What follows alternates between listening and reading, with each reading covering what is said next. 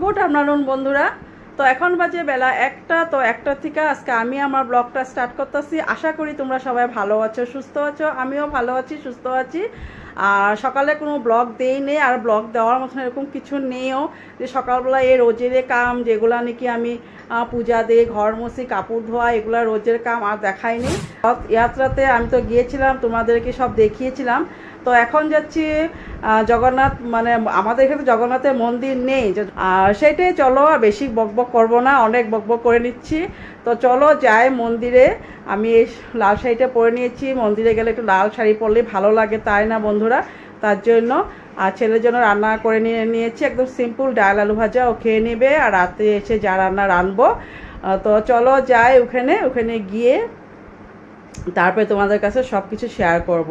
চলো তবে সঙ্গে থাকো, আমার চ্যানেলটা স্কিপ না করে তোমরা দেখতে থাকো। আশা করি আমাদের এখানে পূজা খুব ভালো লাগবে দেখে। তো চলো সঙ্গে থাকো, যাই।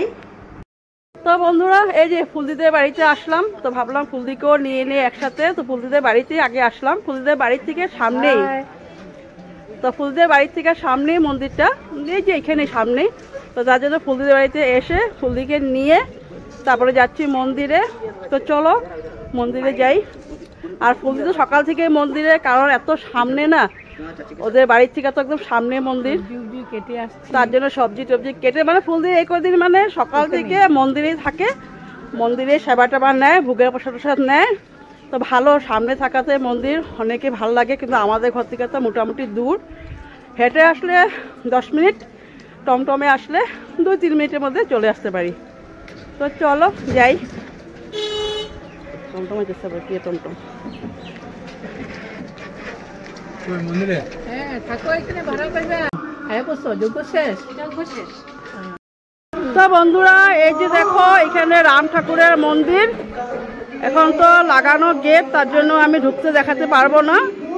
তো এমনি দেখিয়ে দিলাম তোমাদেরকে।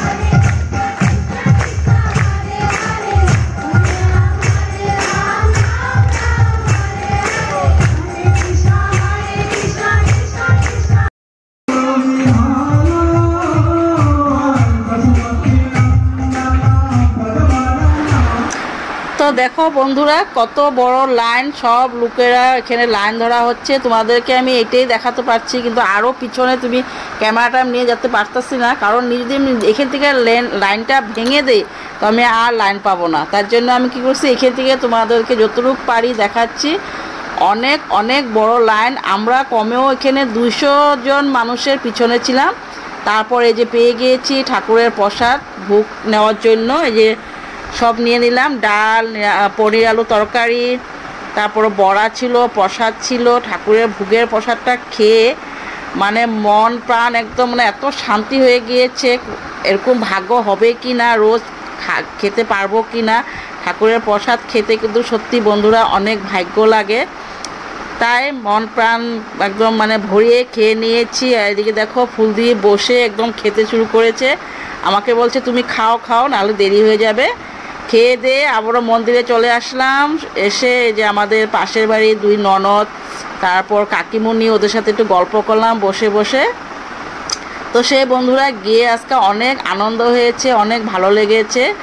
তো সে বন্ধুরা আমার ননদ বলছে নমস্কার, ইউটিউবে আমি আসলাম তোমার কাছে, সেই বলে আমার সাথে একটু মজা করলো। আর এটাও একটা ননদ। ঠিক আছে। তো বন্ধুরা পূজা টুজা শেষ, যজ্ঞটজ্ঞ হয়ে গেল। যজ্ঞ তোমাদেরকে দেখাতে পারিনি, কারণ যজ্ঞটা আমিই পাইনি। প্রসাদ টসাদ নিলাম, আর এখন যাচ্ছি যে ফুলদি আর আমি ফুলদির বাড়িতে একটু রেস্ট করব, তারপরে বাড়ি চলে যাব। তো চলো।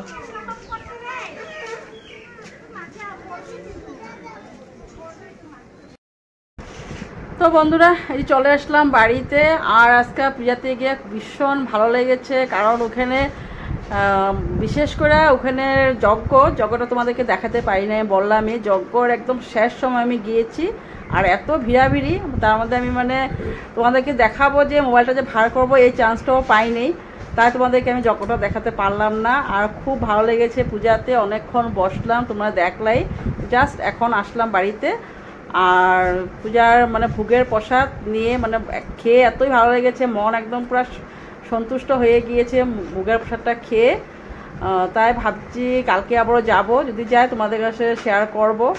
তবে আজকের জন্য এখানে সবাই ভালো থাকো, সুস্থ থাকো। কালকে আবার নতুন দিনে নতুন ব্লগ নিয়ে আবার চলে আসবো। তো গুড নাইট, বাই বাই।